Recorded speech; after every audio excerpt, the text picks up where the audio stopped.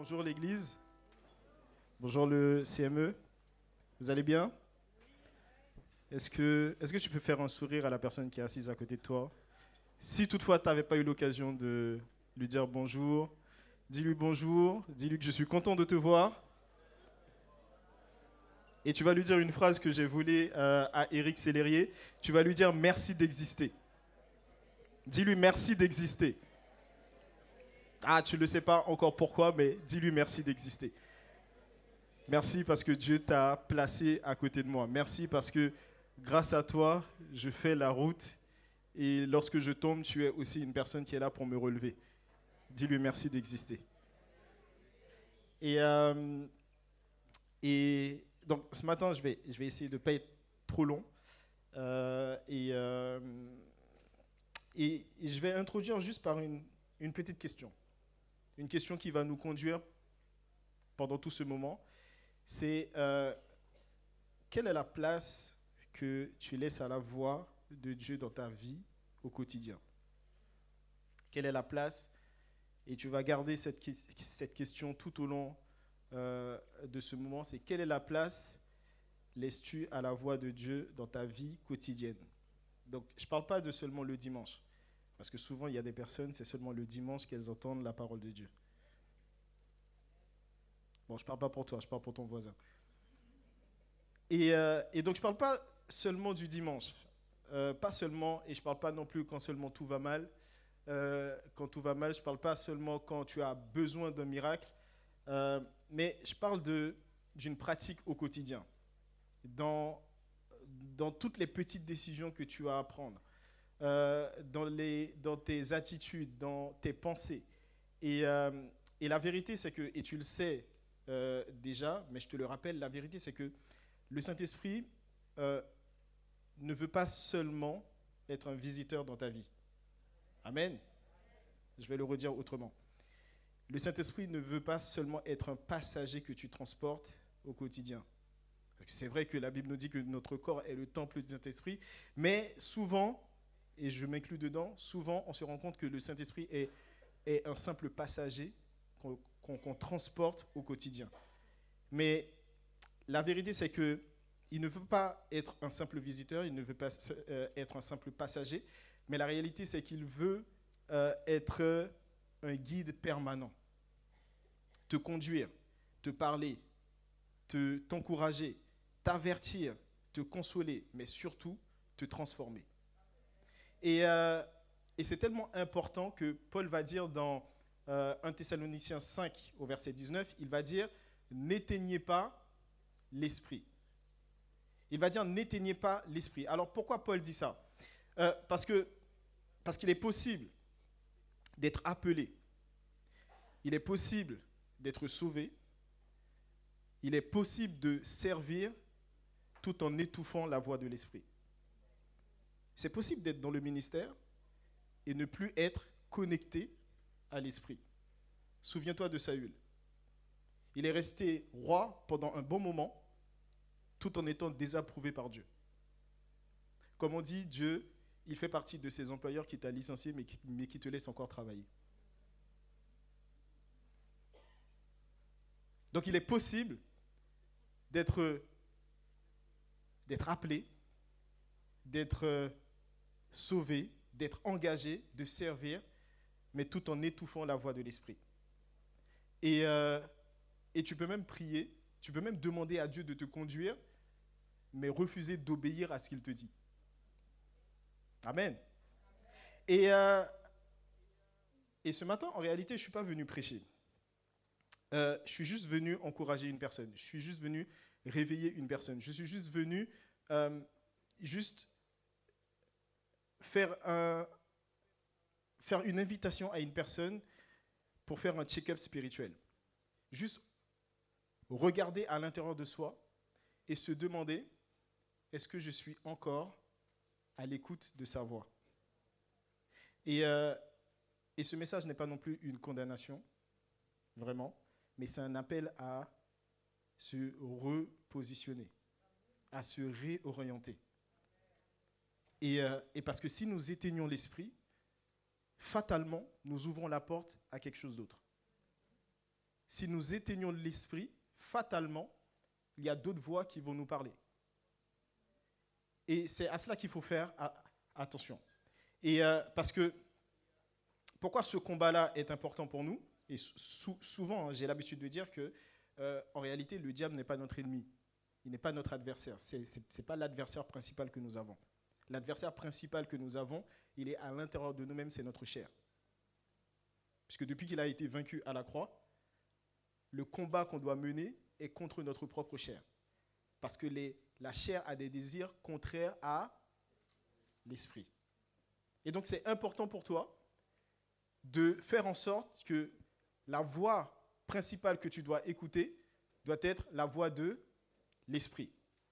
Et pourquoi ce combat, je le disais, est important? Parce que chaque être humain naît avec un dépôt, ce que j'appelle le dépôt divin.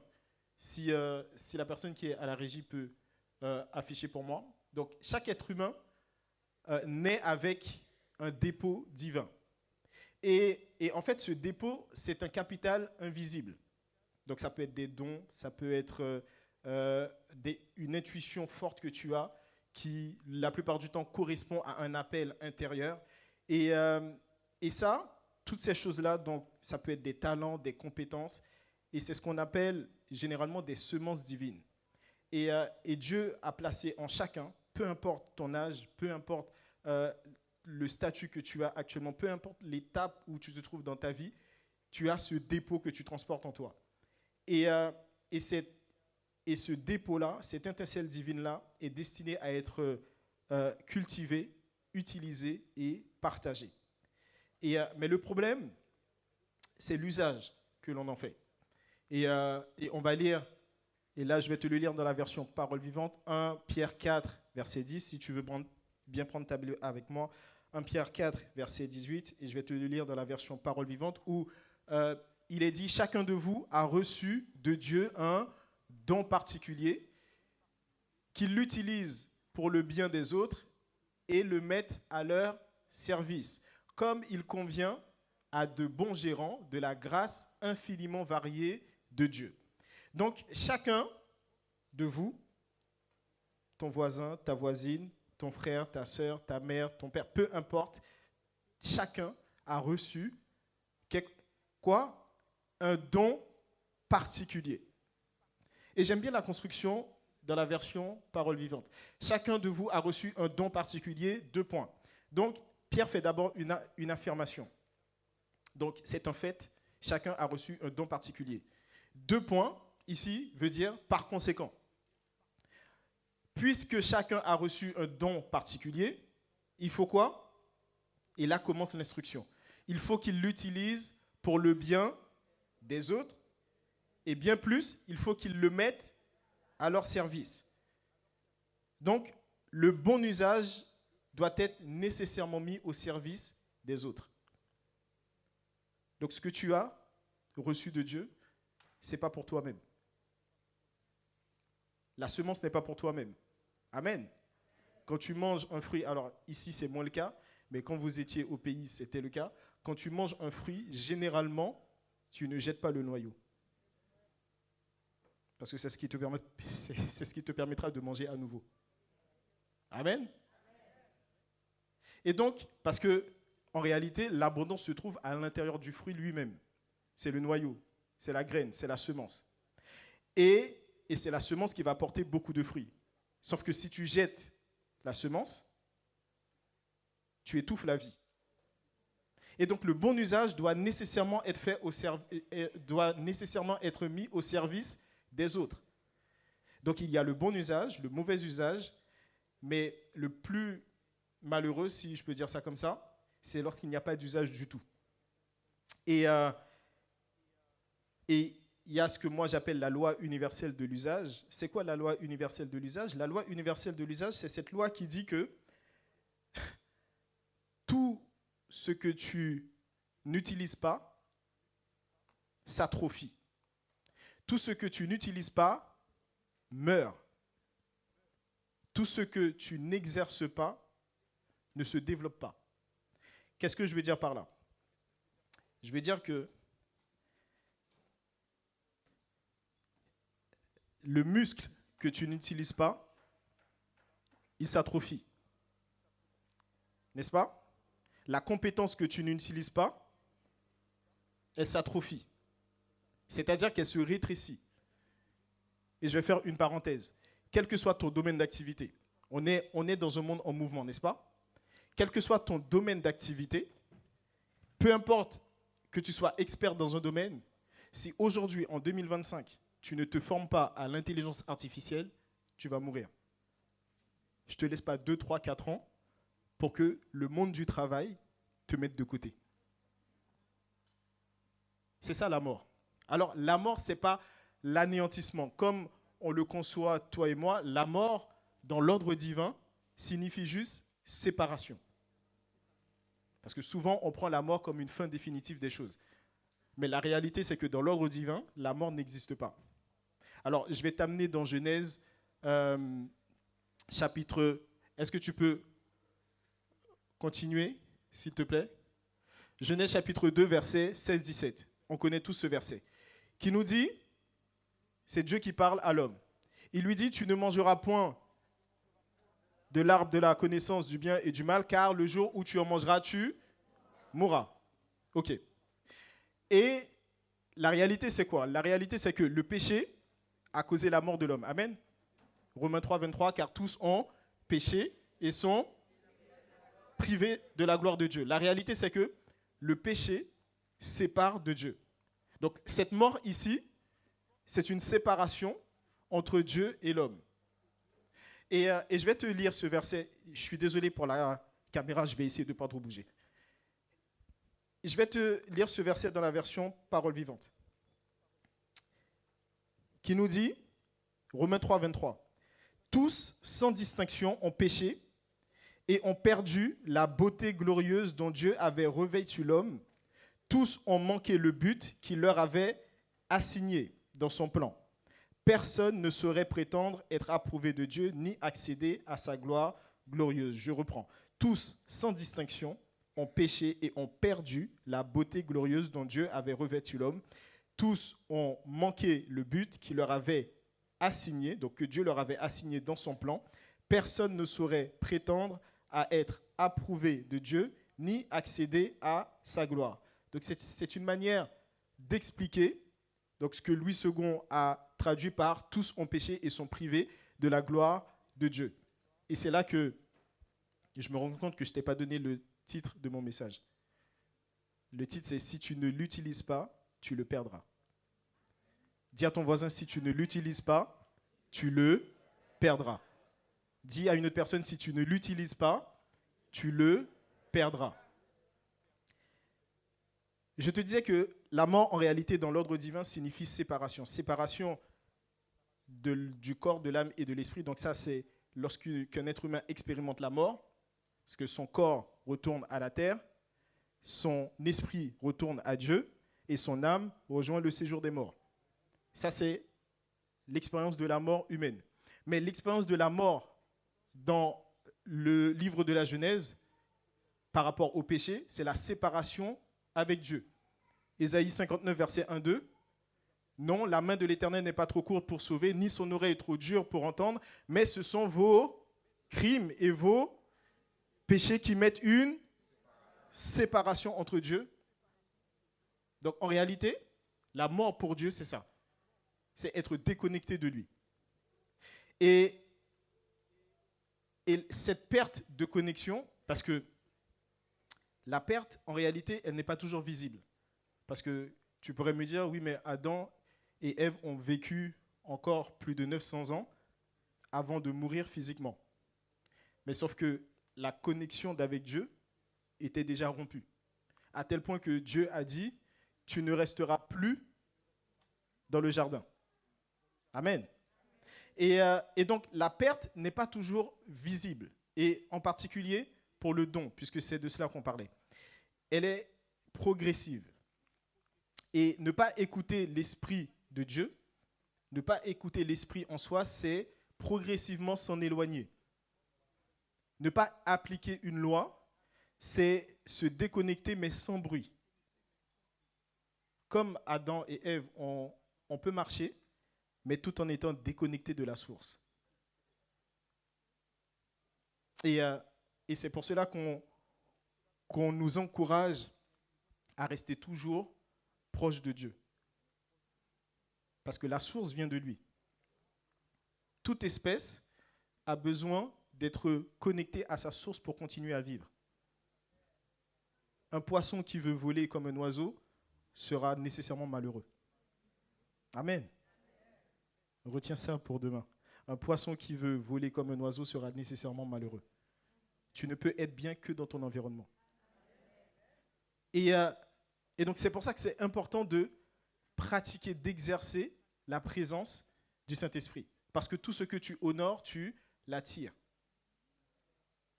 Et la réalité, c'est que l'Esprit n'est pas un automate. L'Esprit, il est vivant. Et Paul va même nous dire qu'il est sensible. Il est délicat.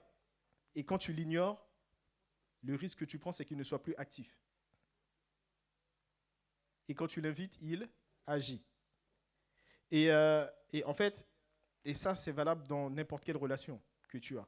Plus tu respectes la relation et plus tu reçois de la relation. Amen. Plus tu prends soin d'une relation que tu as avec un ami, plus cette relation va s'intensifier. Et il en est de même avec l'esprit. 1 Thessaloniciens 5, verset 19, où Paul nous dit « N'éteignez pas l'esprit ». N'éteignez pas l'esprit, c'est faites en sorte de toujours utiliser l'esprit. Parce que tout ce que tu n'utilises pas, tu l'éteins. Amen. Tout ce que tu n'utilises pas, tu l'éteins. Et ça, c'est valable, je vous le disais, dans n'importe quel domaine. Une langue que tu ne pratiques plus, tu finiras par l'oublier. Amen. Bon, je ne parle pas pour vous, hein, mais je constate souvent ça avec les Américains. Enfin, les Haïtiens qui vont aux États-Unis. 2-3 mois, l'anglais commence à loup. Bon, j'espère qu'il n'y a pas d'Haïtiens américains dans la salle. Pourquoi? Parce qu'en réalité, c'est que tout ce que tu n'utilises plus au quotidien, tu finis par le perdre. Et vous pouvez observer votre vie, c'est valable dans n'importe quel domaine. On nous dit que généralement, il faut 10 000 heures dans un domaine pour devenir expert de ce domaine-là. Si tu veux devenir expert dans un domaine, tu prends ce domaine-là et tu travailles pendant au minimum 10 000 heures, tu seras plus compétent que 99% de la population. Parce qu'en réalité, ce qui compte, c'est l'usage, l'exercice, la pratique. Mais dès lors que tu t'arrêtes, c'est terminé. Tu ne vas pas stagner. Tu ne vas pas faire du surplace. Tu vas régresser. Parce que la vie, c'est le mouvement. Donc ne commets pas l'erreur de penser que parce que tu as acquis une compétence, une aptitude, c'est terminé. Il faut continuer à grandir, à croître, à apprendre. Et avec Dieu, c'est exactement la même chose. Ne commets pas l'erreur de penser que parce que tu connais 2-3 versets, ça suffit. Ne commets pas l'erreur de penser que parce que tu passes 2-3 heures dans la prière, ça suffit. Paul va dire que la parole habite abondamment en vous. Abondamment. Plus qu'assez, plus que nécessaire. Parce que tôt ou tard, tu vas devoir être confronté à des situations où tu auras besoin de cette parole-là.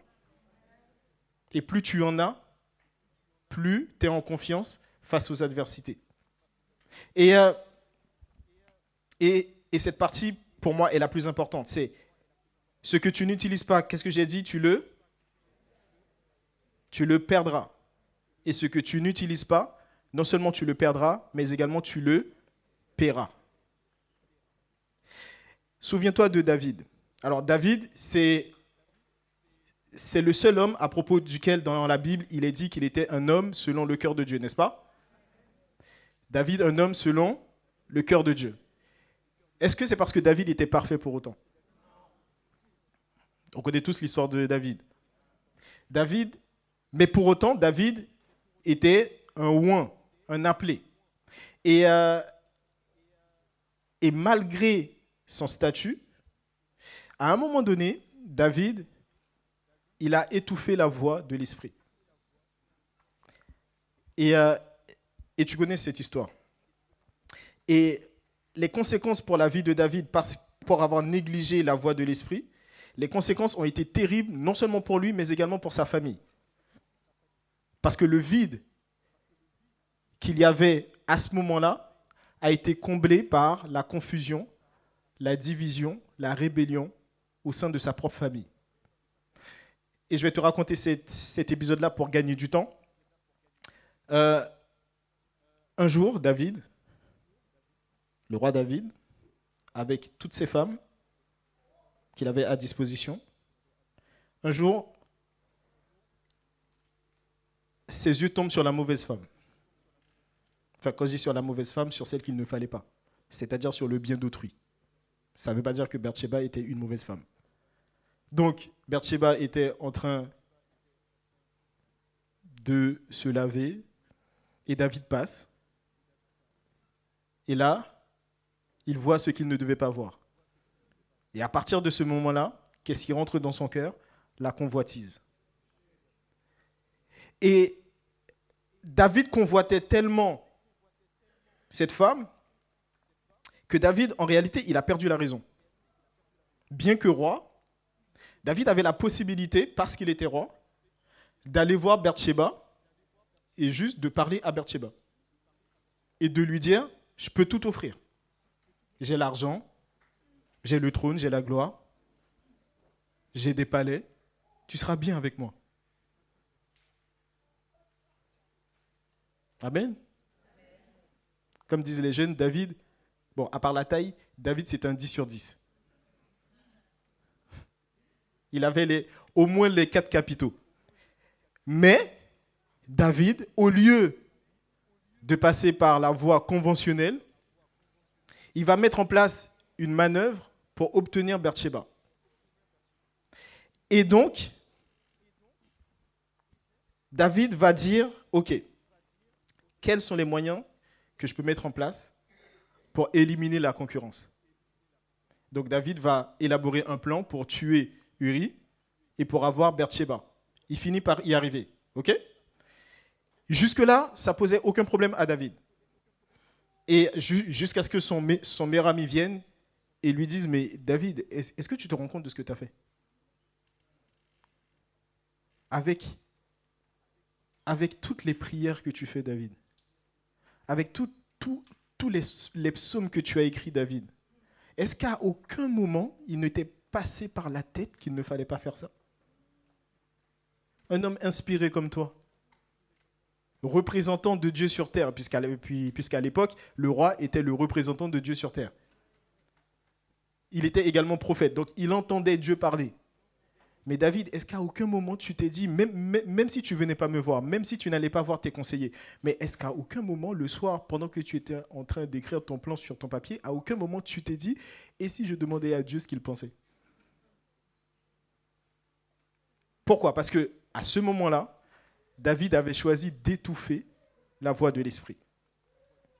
Et plus tard, cet acte-là a causé, comme je vous l'ai dit, dans la famille de David, des troubles terribles.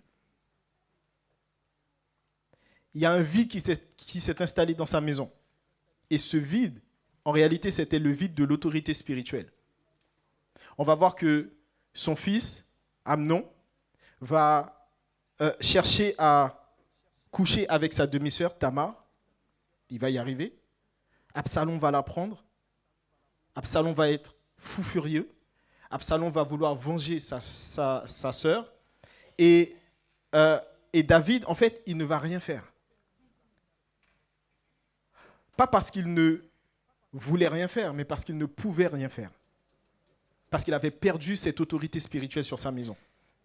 Il ne pouvait plus parler avec autorité. Donc Absalom va venir prendre la place. Parce que la vie, en réalité, a horreur du vide. Absalom va venir prendre la place. Et parce que la vie a horreur du vide, Absalom va organiser une rébellion. et il va chasser son propre père du trône. Et tout ça a commencé, tout ce chaos-là a commencé avec une seule décision de David. Division, violence, confusion dans sa maison. Il y a une règle simple dans la vie, c'est que tout ce que tu ne gouvernes pas se dérègle. Tout ce que tu ne gouvernes pas se dérègle. Fais le test chez toi. Laisse tes enfants faire ce qu'ils veulent. Après, tu vas venir jeûner ici. Tout ce que tu ne gouvernes pas se dérègle. Tout ça parce que une décision a fait que David n'a pas écouté la voix de l'Esprit. Est-ce que tu es avec moi? Mon point, c'est de te dire quoi? Mon point, c'est de te dire que le fait d'être appelé ne suffit pas. Le fait d'être loin ne suffit pas. Ça ne suffit pas si tu n'écoutes pas la voix de celui qui t'a appelé. Et la bonne nouvelle, c'est qu'il y a toujours cette possibilité, et David l'a expérimenté, de se repentir. Et c'est là qu'il va écrire le psaume 51 qu'on connaît tous. Il va dire, dans le psaume 51, il va dire « Seigneur, j'ai péché contre toi seul, et j'ai fait ce qui est mal à tes yeux, en sorte que tu sois juste dans ta sentence, sans reproche dans ton jugement. » Et il va continuer à implorer Dieu. Et quand il va dire à Dieu, ne me retire pas ton esprit. En réalité, David, il a pris conscience que il pouvait tout perdre. Dieu pouvait même tout lui retirer. C'est comme si dans cette phrase, il disait à Dieu, tu peux me prendre mes maisons, tu peux me prendre mes biens, tu peux même me retirer du trône. Mais il y a une seule chose que je ne veux pas que tu me retires, c'est ton esprit. Je ne sais pas si tu te rends compte de la prise de conscience de David. Il dit, je suis prêt à tout perdre, mais il y a une seule chose que je ne veux pas perdre, c'est ton esprit. Alors ne me retire pas ton esprit. C'est comme s'il disait, en fait, je sais que je vais continuer à tomber. Je sais que je vais continuer à chuter. Je sais que je vais continuer à faire les mauvais choix. Je sais que je vais continuer à faire ce qu'il ne faut pas. Je le sais. Mais je veux continuer toujours à t'écouter. Et c'est pour ça qu'il va dire plus tard, regarde si je suis sur une mauvaise voie. Et en réalité, David dit, et repositionne-moi dans la bonne voie. Parce que je reconnais que le choix que j'ai fait, je l'ai fait sans toi. Et aujourd'hui, je sais que je vais payer les conséquences. La repentance, et ça c'est très important pour toi de le comprendre, la repentance ne signifie pas que tu ne paieras pas les conséquences. Ce n'est pas parce que tu demandes pardon, je ne vais plus recommencer, que tu ne vas plus payer les conséquences de tes actions. Parce qu'une loi a été brisée. À partir du moment où une loi a été brisée, il faut qu'il y ait réparation. Et David l'a subi. D'abord, avec le fruit de ses entrailles, avec Bathsheba, et ensuite, avec le chaos qui s'est installé dans sa maison. Le pardon a été obtenu, mais les conséquences sont restées. Et tout ça, ce sont les conséquences d'une surdité spirituelle. Et c'est la raison pour laquelle je te dis que tout ce que tu n'utilises pas, tu le perds et tu finiras tôt ou tard par le payer. Dieu a placé, et je vais finir avec ça, Dieu a placé l'amour en toi.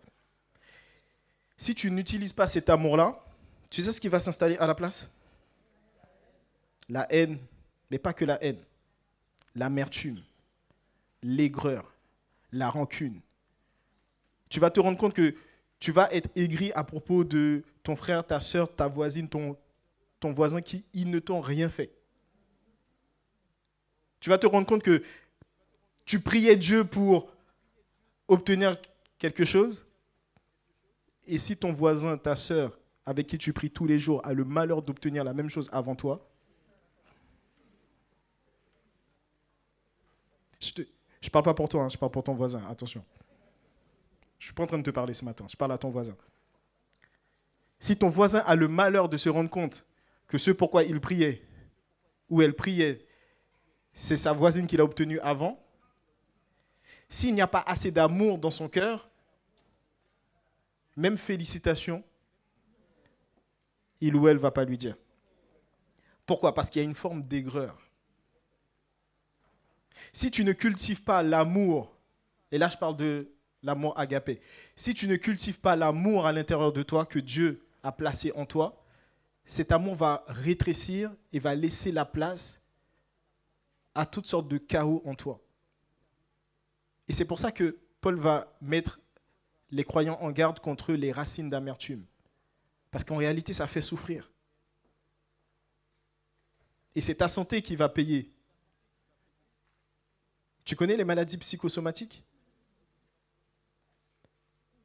C'est lorsque le corps réagit face à un dysfonctionnement.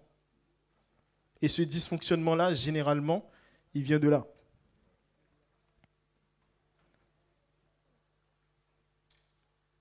Si tu manques de pardon, tu rumines ce qu'une personne t'a fait, tu rumines ce qui s'est passé il y a 2, 3, 4, 5, 6 ans. En toi, tu peux créer malgré toi de l'hypertension artérielle. Parce que tu as décidé de ne pas pardonner. Tu as décidé de ne pas laisser l'amour agir. Parce qu'en réalité, le pardon n'est pas pour l'autre, c'est pour toi-même. C'est pour ton propre bien. C'est pour que tu n'aies pas à payer les conséquences plus tard. Parfois, on a pu lier les aigreurs d'estomac qu'une personne pouvait ressentir à l'amertume qui se trouve dans son âme. D'ailleurs, les personnes aigries, amères, généralement, ça se voit sur leur visage. Elles vieillissent vite.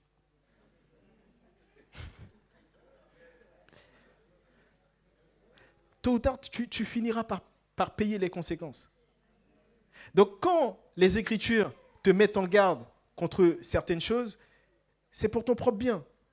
Comme j'aime dire toujours, la loi est là pour te protéger en réalité. Elle n'est pas là pour t'empêcher ou te contraindre ou t'empêcher de vivre librement. Non, en réalité, la loi est là pour te protéger. Parce que tant que tu respectes la loi, tout va bien. Avec Dieu, c'est exactement la même chose. Tant que tu respectes la parole, tout va bien. Mais à partir du moment où tu t'en écartes, ce n'est pas Dieu qui te punit. C'est le fait d'avoir brisé cette loi. Ce sont les conséquences de la loi. L'âme qui pêche, c'est celle qui... Et l'âme qui pêche, c'est celle qui paiera. Donc à chaque fois que tu penses à transgresser une loi, ne te dis pas, bon Dieu connaît, je vais demander pardon. Mais dis-toi plutôt, quelles sont les conséquences que ça aura dans ma vie. Parfois, je dis aux jeunes, si tu veux pécher, pêche bien. Mais sois conscient de ce qui t'attend. Parce que ça finira par se payer tôt ou tard. Tôt ou tard. Tu peux passer tout un mois à passer au feu rouge. Mais il viendra un jour, un seul jour, où tu prendras tes 135, plus les points. Et là, tu ne diras pas que les policiers sont méchants. Donc, ce matin, j'aimerais juste nous encourager à exercer ce que Dieu nous a donné. L'esprit. Pratiquer l'esprit. L'écouter plus. Faire plus attention à lui. Parce que c'est lui qui va nous aider à faire sortir ce qu'il a lui-même placé en nous. Parce que peu importe les compétences que tu as, les qualités que tu as, les dons que tu as, tout ça, ce ne sont que des potentiels. Ça peut sortir comme ça peut ne pas sortir. Mais pour que ça sorte, il faut que tu suives les règles. Et il y a une personne que Dieu t'a donnée pour te permettre de faire sortir en toi ce qu'il a mis, c'est le Saint-Esprit. Donc si une personne, et tu vas baisser la tête, et fermez les yeux. Et tu vas juste demander à Dieu parce qu'il n'est jamais trop tard pour réactiver sa voix qui s'était peut-être endormie en toi. Parce que je vais te rappeler cette règle que j'ai dit. Tout ce que tu ne gouvernes pas se dérègle. Tout ce que tu touches, tu le vivifies.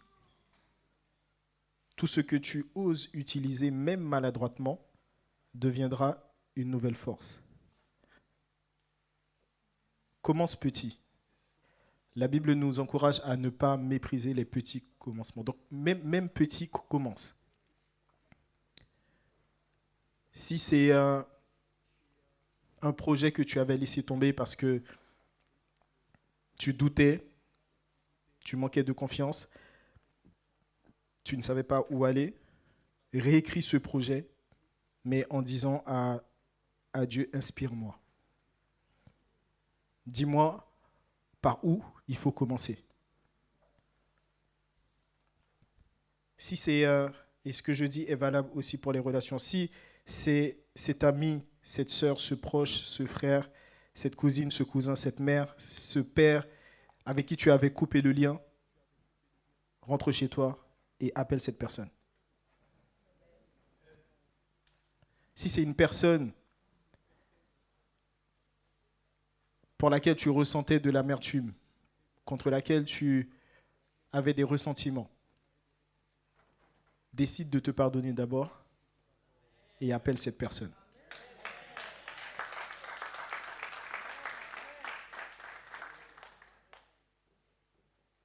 Et c'est valable pour toi-même, pour l'amour de soi.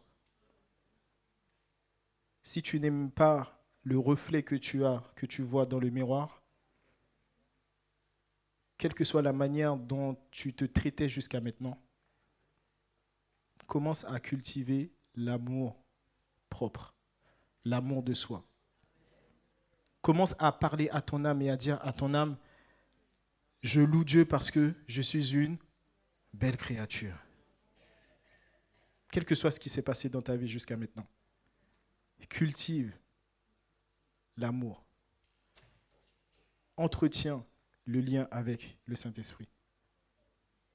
Parce que, et je vais finir par la même introduction que j'ai faite, parce qu'il conduit, il redresse, il corrige, il guide, il console, il repositionne, mais avant tout, il transforme. Dieu de grâce, Dieu de miséricorde, Seigneur, nous te disons merci. Merci, Seigneur, pour la parole qui a été relâchée ce matin. Accorde-nous, Seigneur Dieu, la grâce de pouvoir mettre en pratique ces paroles. Que ton esprit nous aide à pouvoir avancer en parfaite communion avec toi et que tu accomplisses ta volonté parfaite dans notre vie.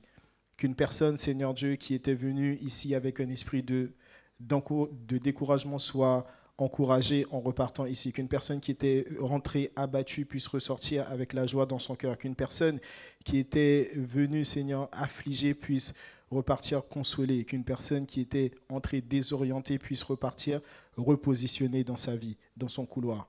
Père, accorde-nous, Seigneur, de ne pas penser, Seigneur Dieu, que nous avons cette communion avec toi de ne pas prendre cette communion avec toi pour acquis, mais que nous puissions, Seigneur Dieu, toujours nous rapprocher plus de toi. Accorde-nous cette grâce. Dans le nom de Jésus, nous t'avons prié. Amen, amen, amen.